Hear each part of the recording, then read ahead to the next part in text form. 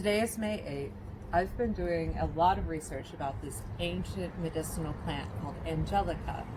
And it just so happens that a lot of people from ancient times say that this plant was named after Saint Michael. And according to the Julian calendar, Saint Michael's feast day is May 8th, which is right around the time that the plant blossoms. As you can see, it's blossoming. I'm fascinated by this plant. I've been growing it for 3 years because it has so many medicinal properties. It was used during the 1920s when they were having their flu plague because it is good for treating colds, bronchitis, flu. It has antibacterial properties. It's also extremely good for digestive issues. It is not only used to flavor liquor, but the leaves can be used as a tea to help anyone struggling with alcoholism to not like the flavor of liquor. The stems can be eaten like celery or asparagus and boiled. You can eat the leaves just like salad. And the most powerful part of it is the root, which can be harvested in the fall. I got really excited when I was doing the research and saw that it was May 8th, so just jumped out here and wanted to describe some of the important things about this plant on May 8th. As you see, the honeybees and all varieties of bees are completely attracted to this plant, which grows in moist climates, typically along the beach in zones 3 to 8. Under this tree is a great place to plant an Angelica because it does like to thrive in the shade.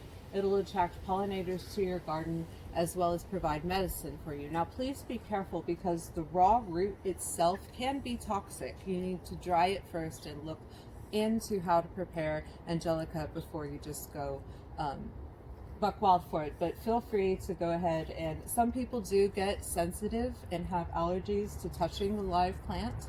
You just need to see how you do.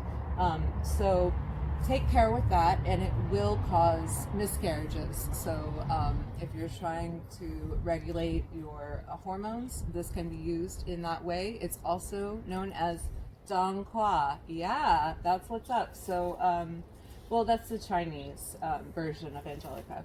So here we are with these blossoms. Now, since it's already gone to flower, you could still harvest these stems, but they're better when more tender and younger.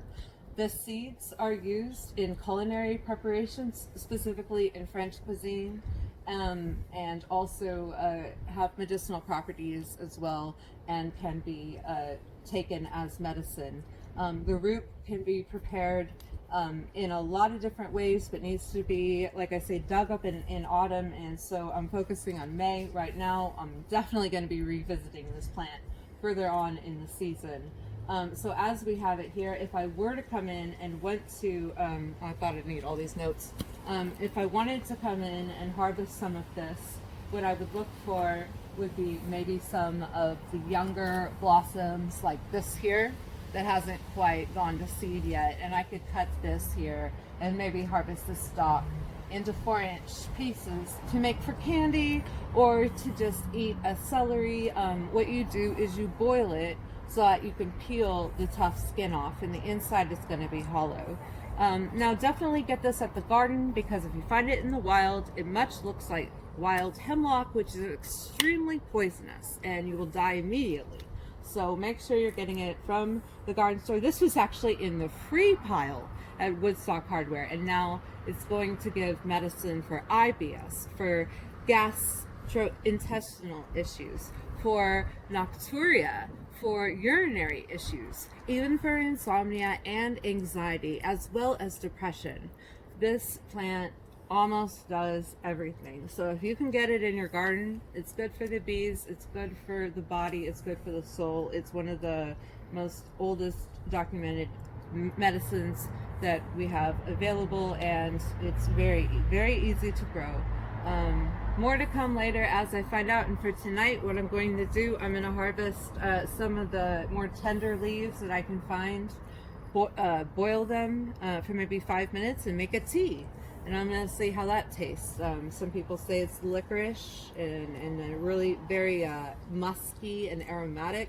And it's even used as an air cleanser and often used to cleanse the house of evil spirits and ghosts.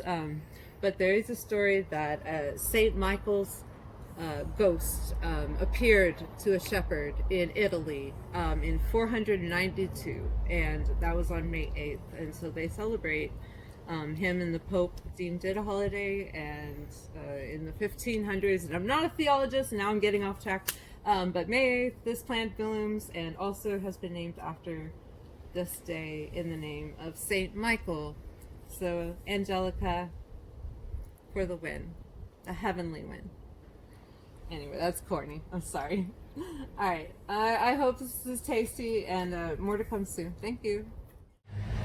Appreciate you watching The Brainy Bee, where we try to give you everything organic, pesticide free, so you can feed your family and feed the bees. And together, we'll make this planet a much more beautiful and healthy place.